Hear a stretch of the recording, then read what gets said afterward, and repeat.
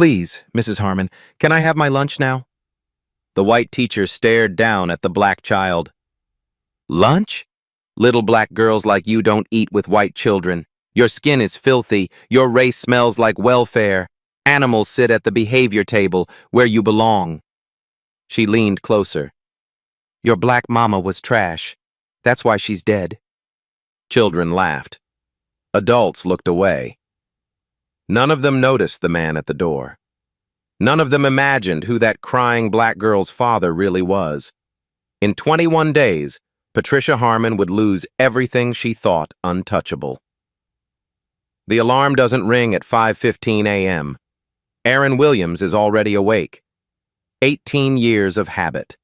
18 years of early mornings, cold coffee, and case files that follow him into sleep. The bedroom is still dark. Maya's side of the bed is still empty. 3 years now, and he still sleeps on his half. He moves quietly down the hallway, past Destiny's room, pauses to listen. Soft breathing. She's still asleep. Good.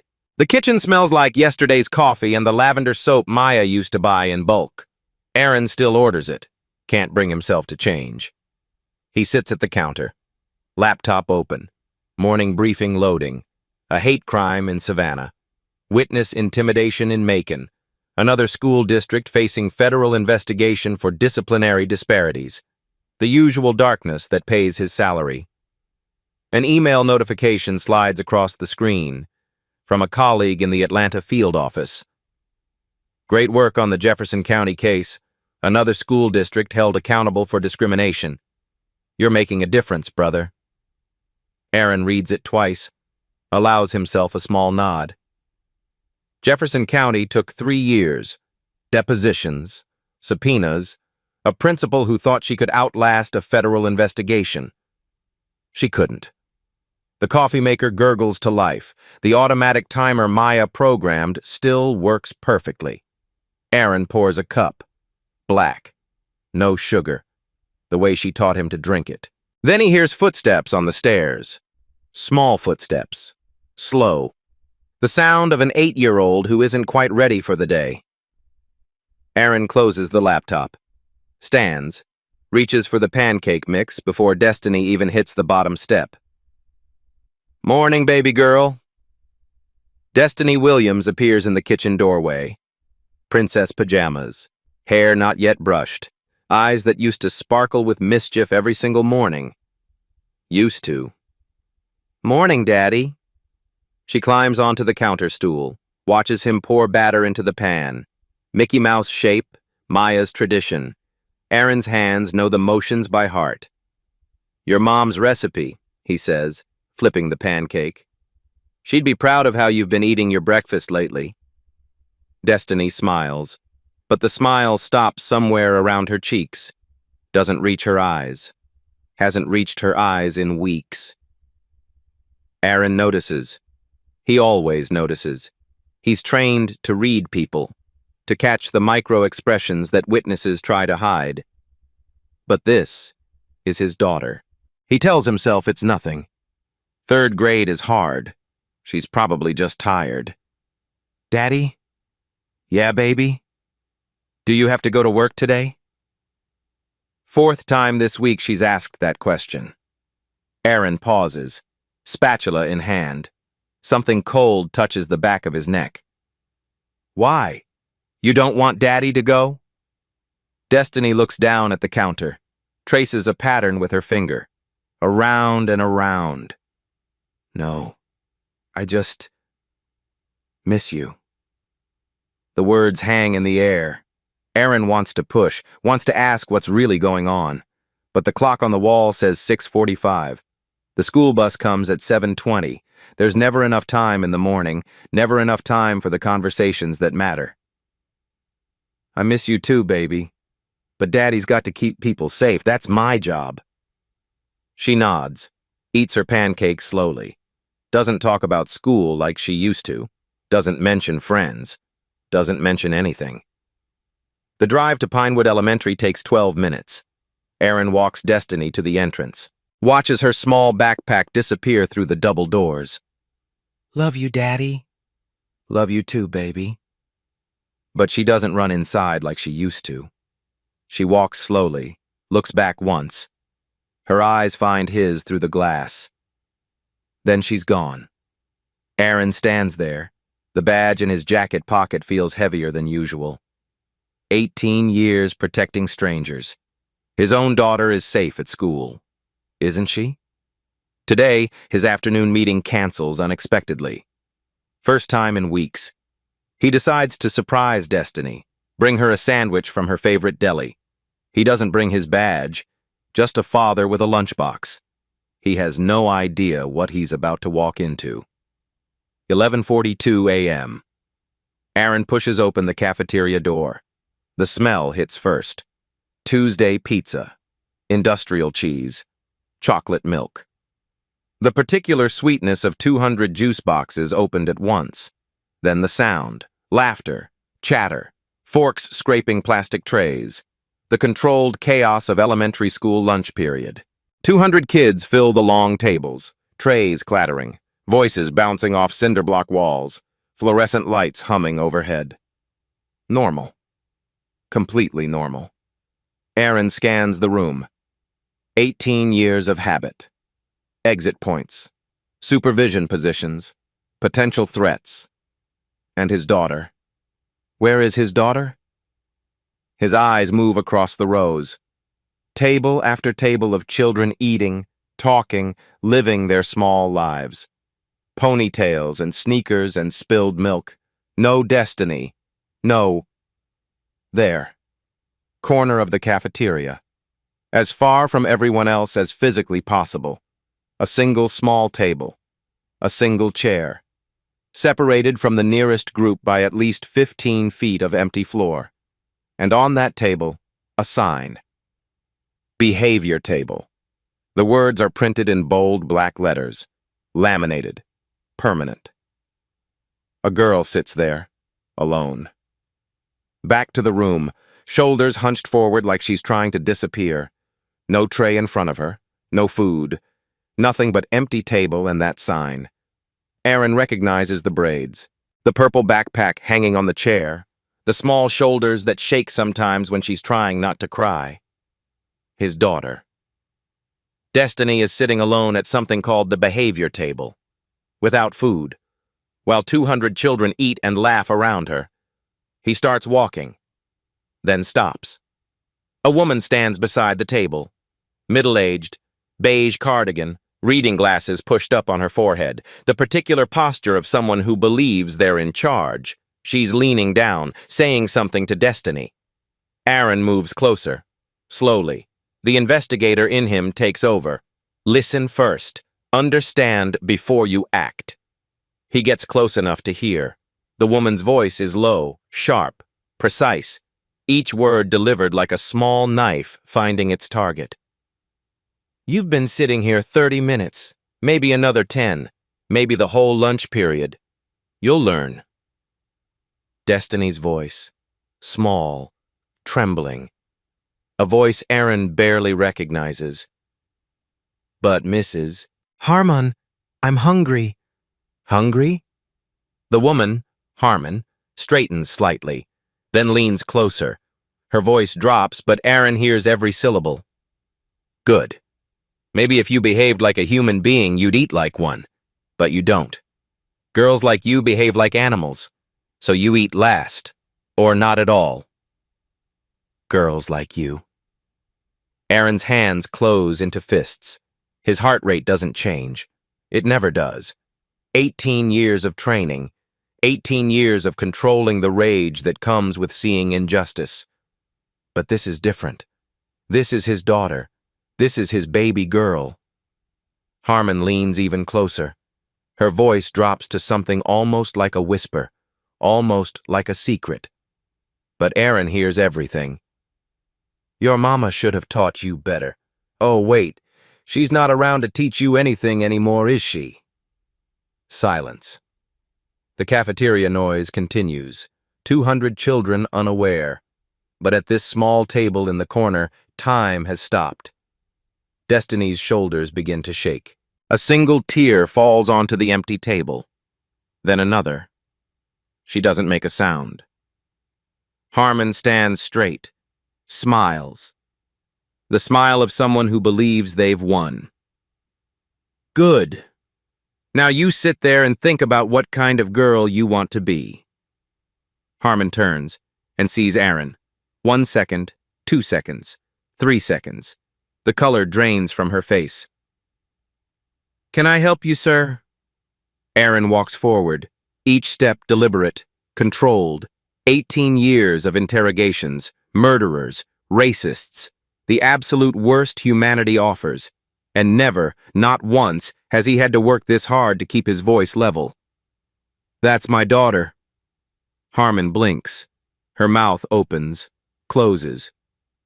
Oh, she was being disruptive. This is how we... She hasn't eaten.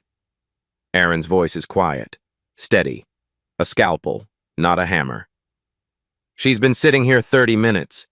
You called her an animal, and you mentioned her dead mother. Silence. Aaron steps past Harmon, kneels beside Destiny. Hey, baby girl, Daddy's here. Destiny looks up, eyes red, lip trembling. Daddy? She said I'm bad. Aaron pulls her close, feels her small body shake. You're not bad. You've never been bad. You hear me? Never. He looks up at Harmon. Says nothing. Doesn't need to. Patricia Harmon just made the biggest mistake of her 18-year career. She just doesn't know it yet. Same day. 1:30 p.m. Aaron drives Destiny home in silence. She sits in the back seat, doesn't speak, stares out the window at nothing. He calls his mother-in-law, Maya's mother, asks her to come over, doesn't explain why, can't find the words yet. Daddy has to take care of something. Destiny nods, doesn't ask questions. That silence frightens Aaron more than anything Harmon said. He drives back to Pinewood Elementary, parks in the visitor lot, signs in at the front desk. Name, Aaron Williams. Relation, father. No title, no agency, just a parent. The principal's office sits at the end of a long hallway. His shoes squeak on the waxed linoleum. Inspirational posters line the walls. Dream big. Be kind. Everyone belongs here. Aaron reads that last one twice. Feels something cold settle in his chest. The secretary looks up from her computer. Glasses on a chain. The particular smile of someone trained to manage difficult parents. Do you have an appointment? No, but I'm not leaving until I see Mr. Greer. She makes a phone call, speaks quietly, hangs up. He's in meetings all afternoon. It might be a while. I'll wait. 45 minutes. Aaron sits in a plastic chair designed for someone half his size. Watches parents come and go. Watches teachers walk past without making eye contact. Notes the poster directly across from him. Diversity is our strength. The irony lands like a punch. Finally, the secretary's phone rings. She nods toward the door. Mr. Greer will see you now. Donald Greer's office is exactly what Aaron expected. Glass walls, framed commendations, a mahogany desk designed to intimidate parents into submission, the smell of leather chairs and ambition. The man himself is mid-50s, silver hair, blue tie, the practiced smile of someone who's learned to look trustworthy. Mr. Williams, please sit down. How can I help you today? Aaron sits, doesn't return the smile, presents the facts like he's briefing a supervisor. Calm, detailed, no emotion. The behavior table, 30 minutes without food. Behave like an animal. The comment about Destiny's dead mother. Greer listens, nods at appropriate intervals, makes small sounds of concern. His expression doesn't change. Mr. Williams, I'm sure there's been a misunderstanding. Mrs. Harmon is one of our best teachers. 18 years of dedicated service. excellent performance reviews, outstanding parent satisfaction ratings. I heard her call my daughter an animal.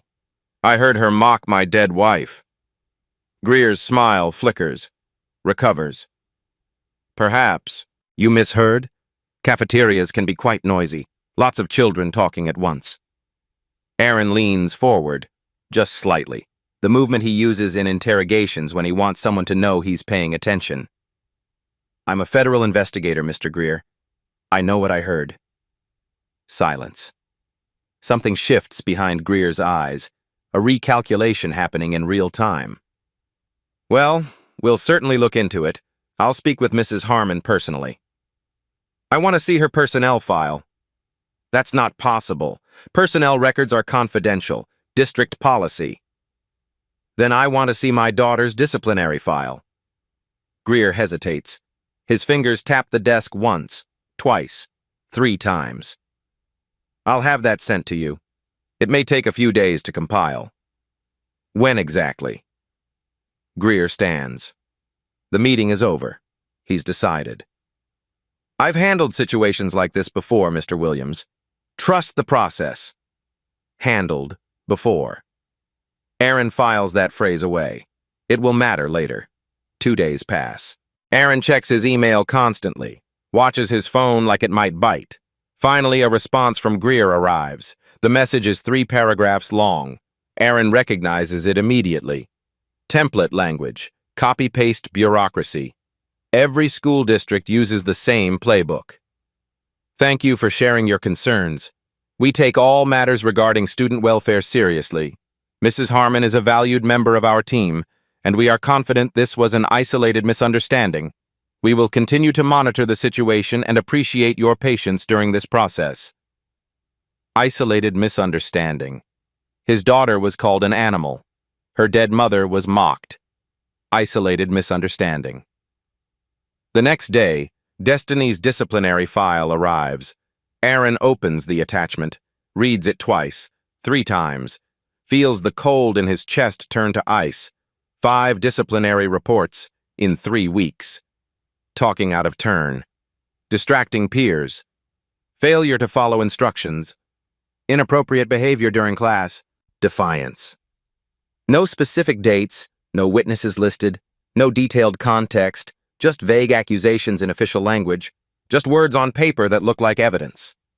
Before this school year, Destiny had never received a single disciplinary report.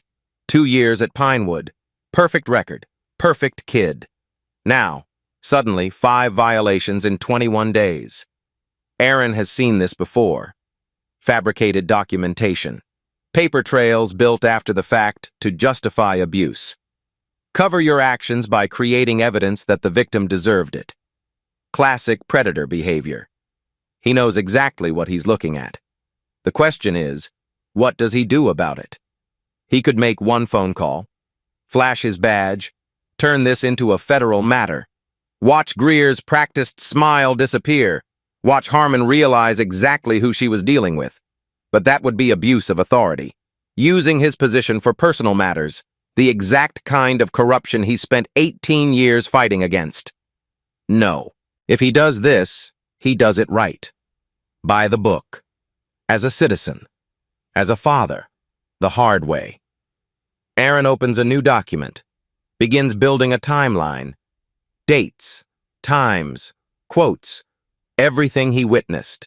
Everything he's received. Everything that doesn't add up. Somewhere in this school there's a pattern. And patterns always leave evidence. He just has to find it. What he doesn't know yet is that he's not the only parent asking questions about Pinewood Elementary. Someone is about to reach out. 1 week later. An email from an address Aaron doesn't recognize. Subject line, about Pinewood. Aaron opens it, reads it twice. Mr. Williams, I heard you've been asking questions about Pinewood Elementary. My son went through the same thing 2 years ago. We need to talk. Gregory Boyd. They meet at a coffee shop outside of town, 20 minutes from Ridgewood. Neutral ground, public space. The kind of precaution that tells Aaron this man has been burned before. Gregory Boyd is 41. Gregory Boyd is tired eyes. The particular weariness of a parent who's been fighting a system designed to outlast him. His son Jalen is 10 now, was 8 when it started. 2 years ago, Gregory says. His coffee sits untouched, getting cold. Jalen was in Harmon's class, 3rd grade, good kid, great grades, never a problem. Aaron nods, waits, lets the silence do its work. Then it started. Disruption, defiance, behavior concerns. Same words every time, like she was reading from a script. The behavior table. Gregory's jaw tightens, his hands close around the coffee cup. Every day for 6 weeks. Jalen started having nightmares, wouldn't eat breakfast, begged us not to send him to school. My wife found him hiding in the closet one morning, 8 years old, hiding from school. What did you do? Everything. Meetings with Harmon, meetings with Greer, meetings with HR. They all said the same thing. We'll look into it. Trust the process. Nothing changed, not one thing. Aaron has heard those exact phrases before, from Greer, word for word. So we transferred him, different school across town. Took months for him to recover, still flinches sometimes when someone raises their voice. Gregory reaches into his jacket, pulls out his phone. His hand shakes slightly. But I kept something. He slides the phone across the table. Presses play. The video is grainy, recorded covertly. A parent-teacher meeting from April 2021. Harmon stands at the front of a classroom, addressing a group of parents. Someone asks about discipline policy. Harmon's voice comes through the speaker. Clear, unmistakable. You people need to learn to wait your turn. That's the problem with these kids. No patience, no discipline at home. So we have to teach it here. You people. Aaron has heard those words before, in depositions, in hate crime investigations, in the mouths of people who believe certain children deserve less. Can I make a copy? Aaron asks. Gregory shakes his head. Take the original. I've had it for 2 years, didn't know what to do with it. Didn't think anyone would believe me.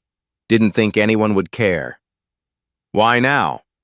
Gregory looks at him directly, eye to eye. Because I heard you're FBI, and because there are others, other families, other kids. They stopped talking because nobody listened. Maybe now someone will.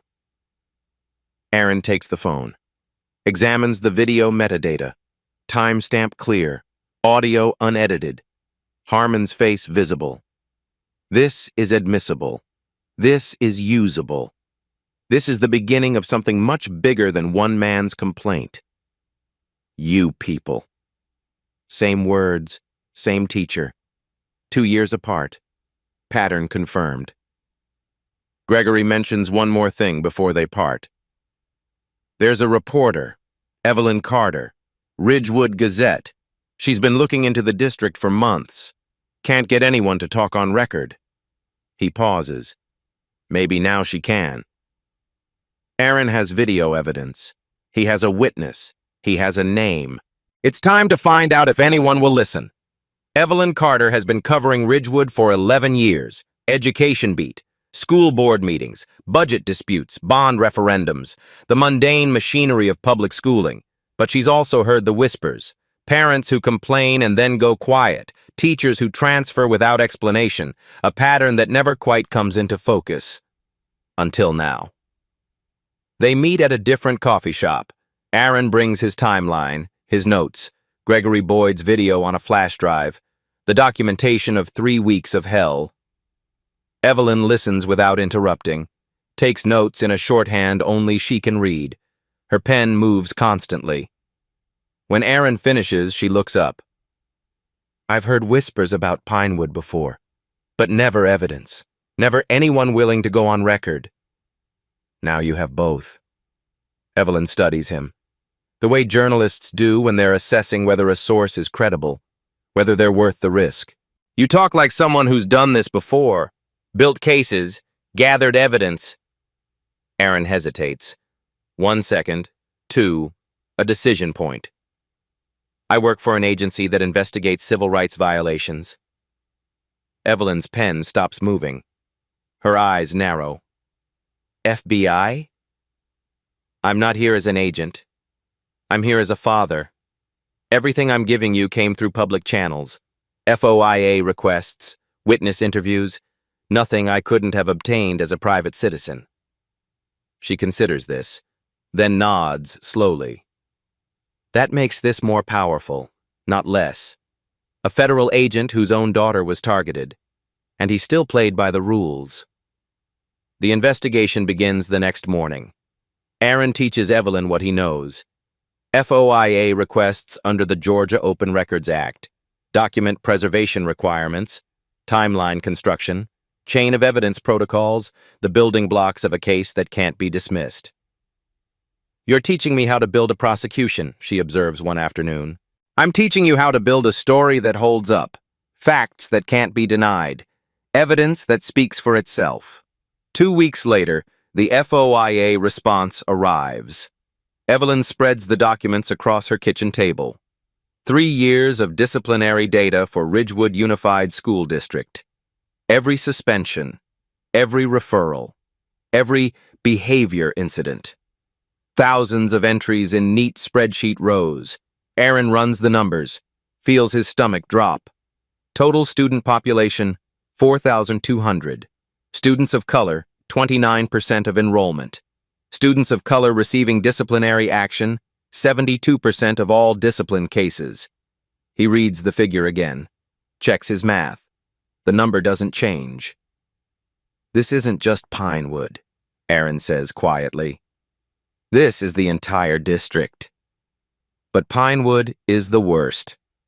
And Patricia Harmon is the worst of the worst. District average for disciplinary actions against students of color, 15% of classroom populations annually. Harmon's classroom, 62%. 4 times the average, year after year after year. Re-engagement number 1. What you're about to hear next made national headlines. But first, there's something the school district tried very hard to hide. The next piece arrives from an unexpected source. An IT employee at the district office. Anonymous. Nervous. Willing to share exactly one thing before disappearing back into the bureaucracy. An email. Internal correspondence. Patricia Harmon to Donald Greer. March 2023. Donald, I know you said to document everything carefully. I am. These kids behave like animals half the time. Someone has to teach them their place.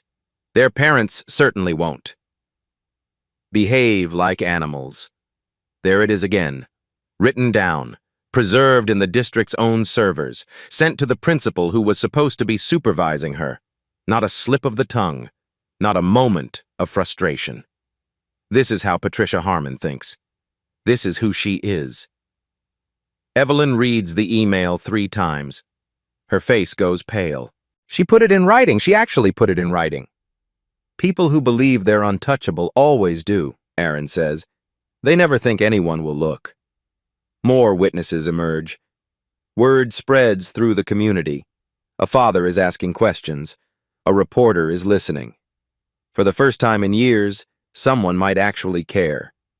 Sandra Cole contacts Evelyn through the newspaper's tip line. Her voice shakes on the phone. Her daughter Mia was in Harmon's class in 2021. Same year as Jalen Boyd.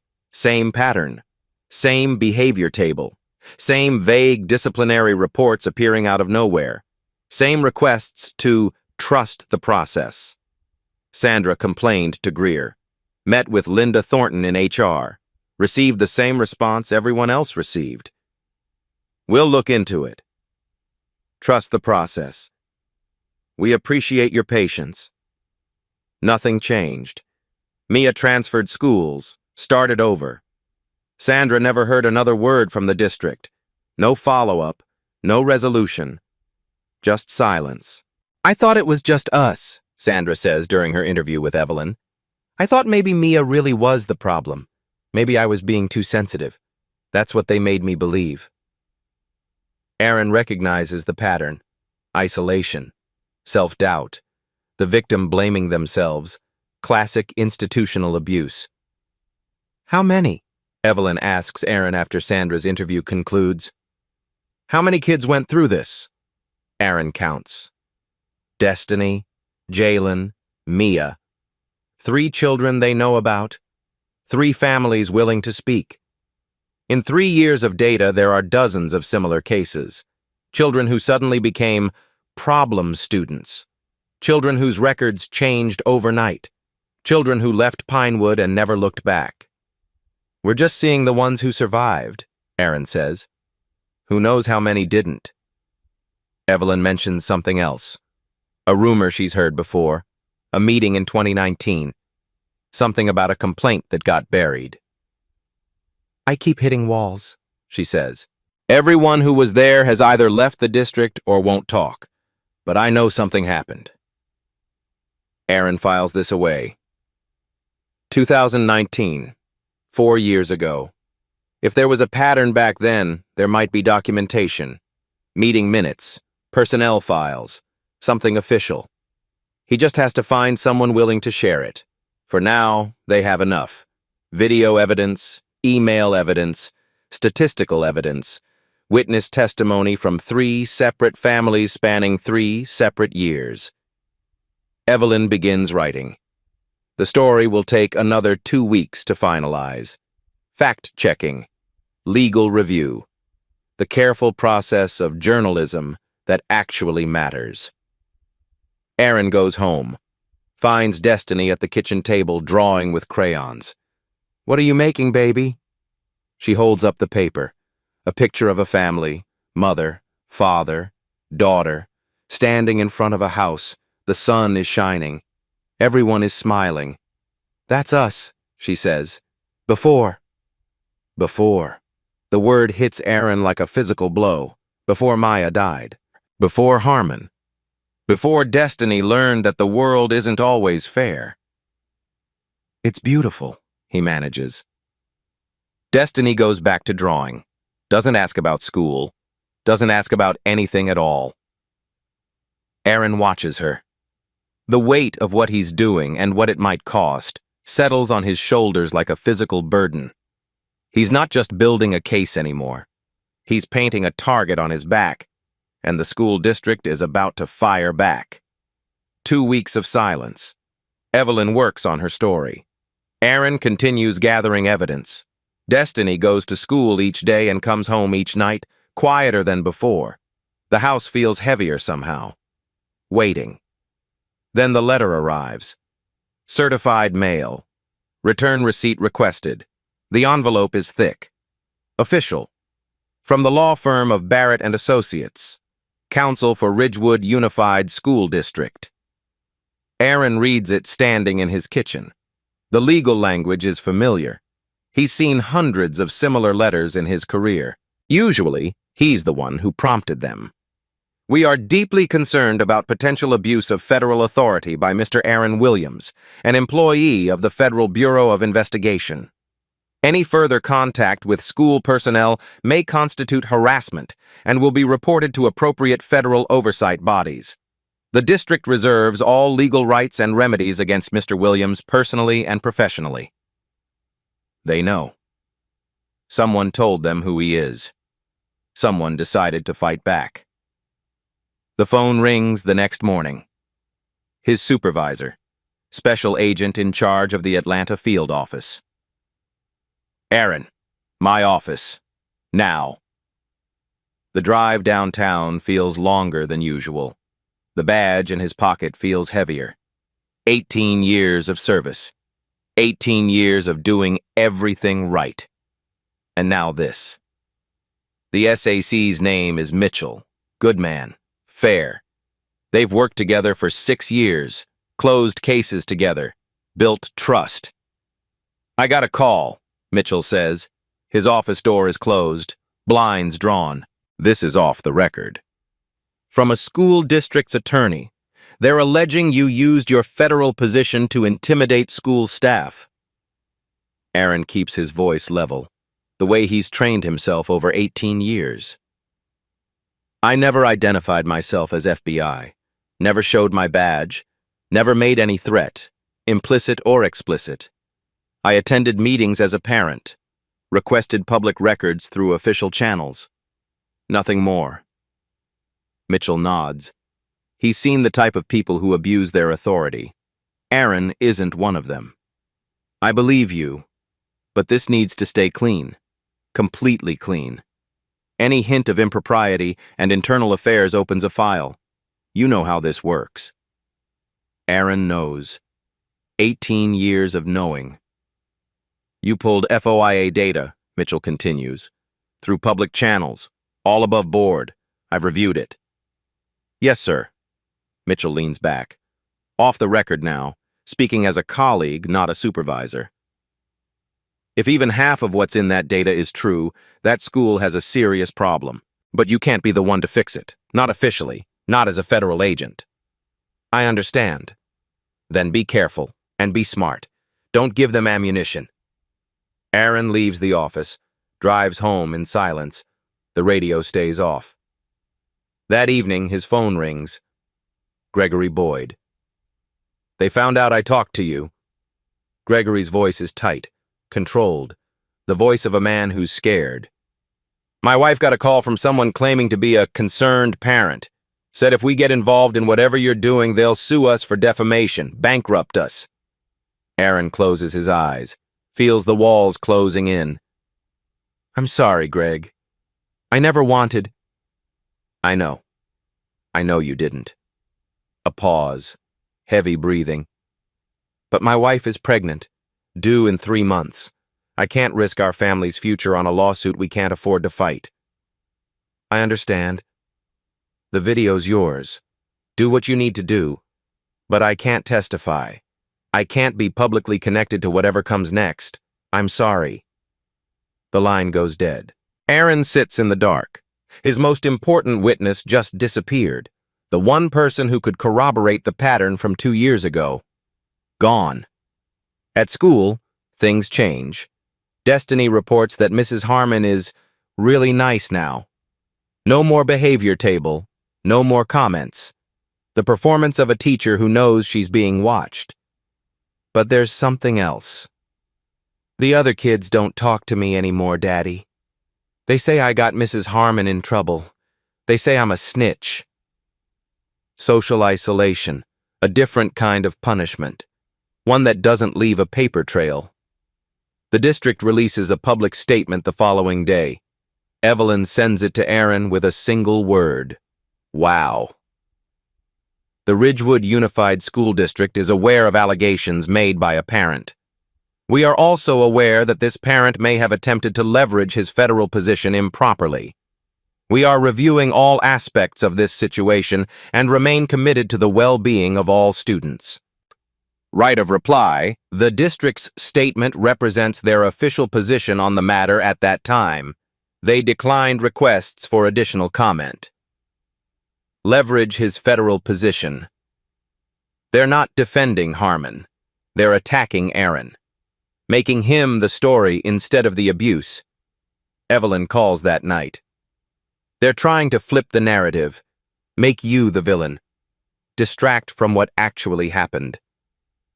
I know. We need to move faster before they bury this completely.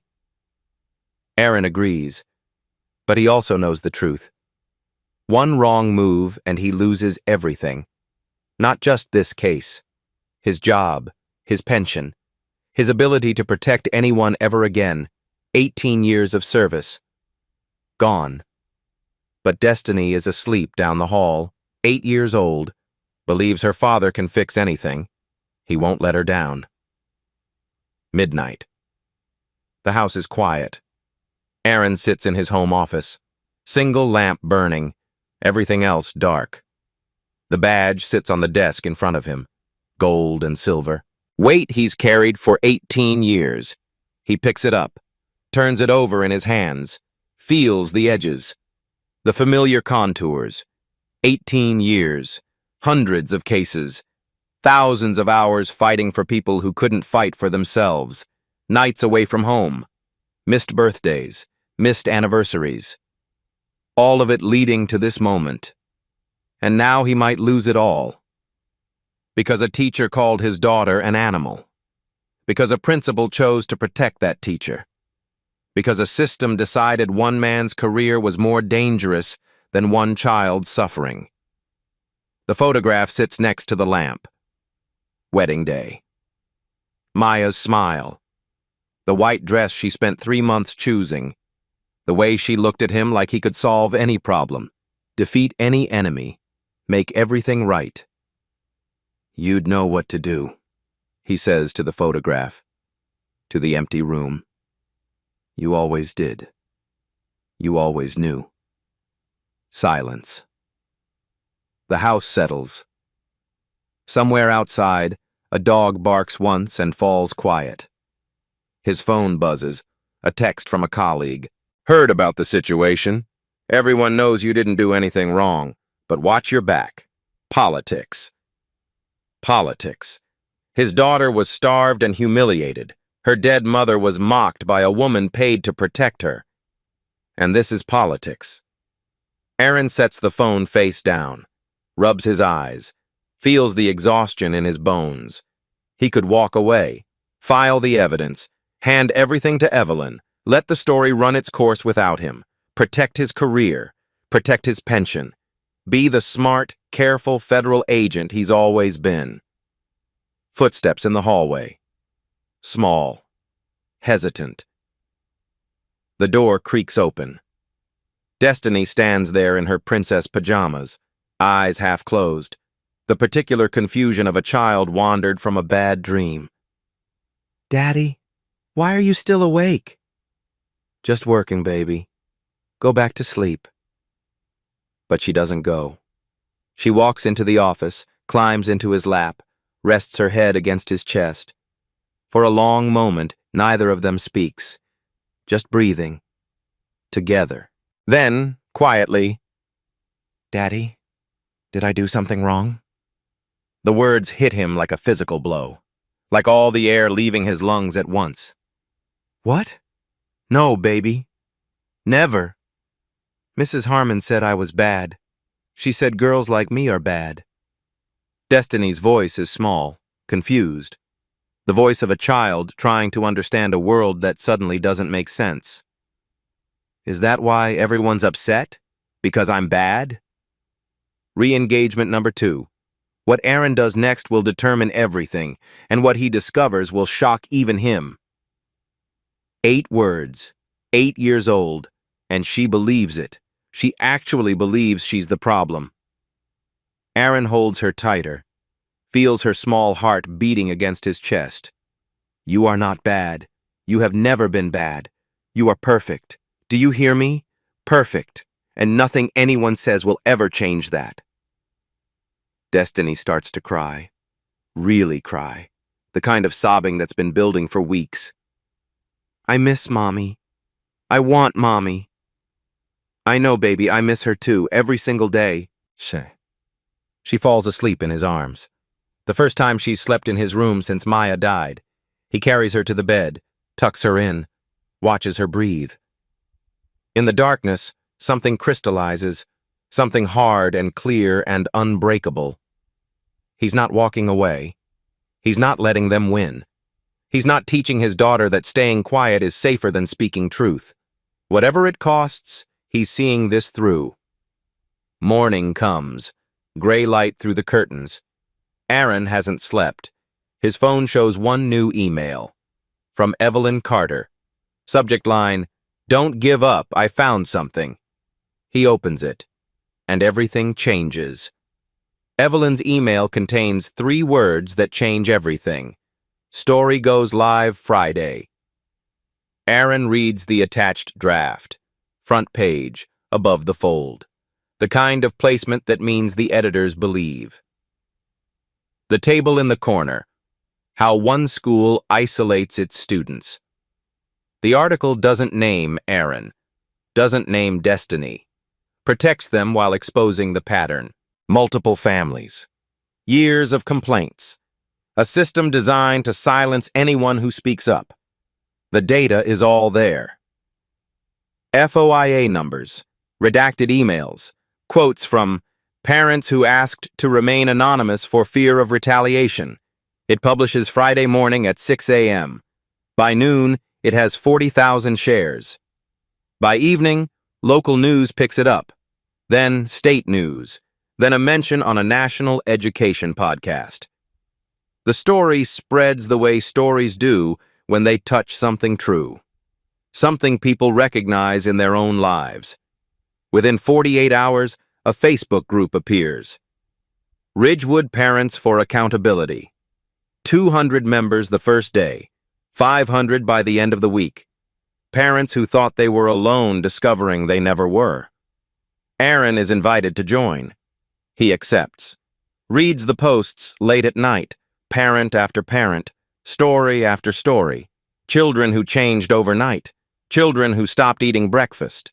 Children who begged not to go to school. Years of silence breaking all at once. He isn't alone, was never alone. They were just too afraid to speak. Then the lawyers get involved. Terrence Moore, civil rights attorney, 45 years old, has sued 2 Georgia school districts for discrimination in the past decade, won both. The kind of lawyer who chooses his cases carefully. He contacts Aaron directly. I've been watching Ridgewood for years, never had enough evidence to move forward. Now I do. They meet at Moore's office, downtown Atlanta, walls lined with framed newspaper articles, verdicts, settlements, the documented history of a man who fights and wins. Moore reviews everything, the video, the emails, the FOIA data, the witness statements. This is solid, he says finally. More than solid. This is a clear pattern of deliberate discrimination and institutional cover-up. There's a complication, Aaron says. I'm FBI. They're trying to use that against me, claim I abused my position. Moore smiles. The smile of a lawyer who's seen every trick in the book. That actually helps our case. If they're willing to go after a federal agent to protect a teacher who calls children animals, imagine what they've done to regular parents who can't fight back. The arrogance is the evidence. Pro bono representation. Moore will take the case without payment. Some fights are about more than money, he says. There's more news. 2 former Pinewood employees have reached out, willing to talk. One of them is a teacher named Rachel Simmons. Quit in 2022. Has been waiting for someone to ask the right questions. I have something you need to see, she tells Evelyn. Something that proves this goes back much further than anyone knows. The silence is breaking.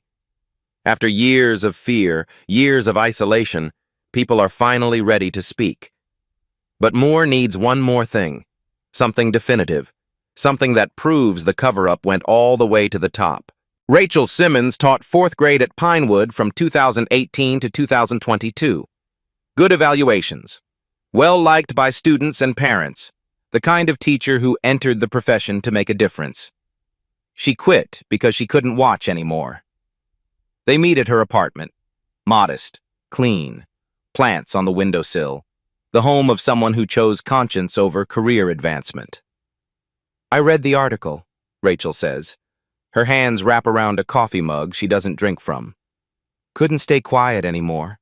Not after seeing what those families went through. Not after knowing what I know. She has documentation. 4 years of notes, dates, names, observations she made and never shared because she didn't think anyone would believe her. The behavior table wasn't new. It started in 2018, maybe earlier. It was Harmon's thing, Rachel explains. Everyone knew. The other teachers, the aides, Greer. Nobody said anything because Harmon had been there forever. She had protection, tenure, connections. How many children? Aaron asks. Rachel closes her eyes, counting, remembering. At least 15 that I know about, during the 4 years I was there. She opens her eyes, looks directly at Aaron. All of them were black, every single one. 15 children, 4 years, 1 teacher, and nobody stopped her. Rachel raised concerns once, went to Greer directly, described what she'd witnessed, asked him to intervene. He told me to mind my own classroom, said Harmon had her methods and they worked for her students, said some kids need firmer discipline than others. That's a direct quote. She hands over a folder. Photocopies, handwritten notes, a paper trail that survived because one person decided it mattered. Terrence Moore files an expanded FOIA request, internal meeting minutes, personnel decisions, anything related to disciplinary policies. The district fights it, claims exemptions, drags out the process. But another source emerges. A retired administrative assistant, kept hard copies of everything, didn't trust computers.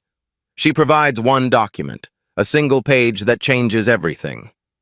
Minutes from a closed meeting. May 2019. 4 years before Destiny sat at the behavior table. A parent complained about Patricia Harmon, used words like racial comments and inappropriate treatment of students. Greer chaired the meeting. HR was present. The decision: internal counseling for Mrs. Harmon.